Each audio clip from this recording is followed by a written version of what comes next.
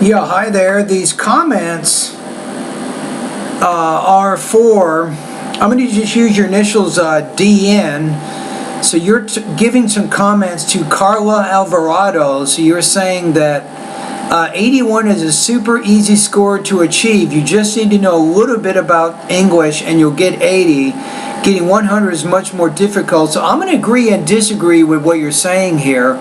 I agree that getting a score of 100 is obviously much more difficult than getting 80. Anybody can tell you that. But I've been teaching TOEFL preparation now for about 20 years. So I guess it's relative. What I mean is it depends on what your existing English skills are, and then that'll determine how easy or difficult it is to get 80.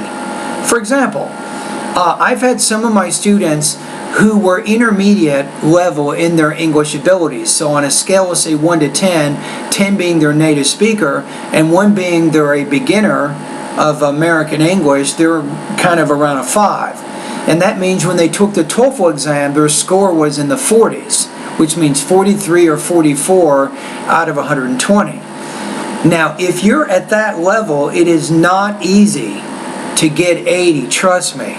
I work with a lot of students at this level, and it typically, their milestone is not 80. Their milestone, if they're in the 40s, is they want to score 60 or 61. Once they reach that milestone, that's what a score of 60 or 61 is considered acceptable at a lot of universities for undergraduate study, right? Now, to get 80 or 81, that means that they can now qualify to study at graduate programs in the United States. Now, of course, not all graduate programs will allow a student to study with a score of 80, but many will. So that's where I disagree. So I guess if your English skills are already advanced and you've been using English for 1 or 2 years, and then you do some study, getting a score of 80 is not that big of a deal. But if you don't have a lot of practice beforehand and your English skills are intermediate or lower, it will be very difficult to get that score of 80. You see what I'm saying? So what I'm saying is it's relative. Now, Carla, I think, who left some comments here, I don't know what her existing English abilities are. And of course, not having that knowledge, it's difficult. So what I do with a lot of my students is, before I tell them anything, if a student says, well, I want to get 80, how long is it going to take me to get 80?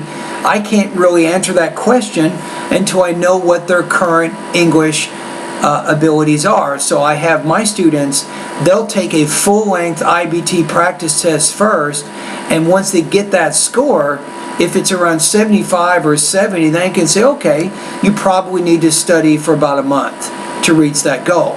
Now, if they take the practice test and the score is around 45 or 50, it will take the student probably several months before he or she will be able to reach that goal. Anyway, just my 2 cents.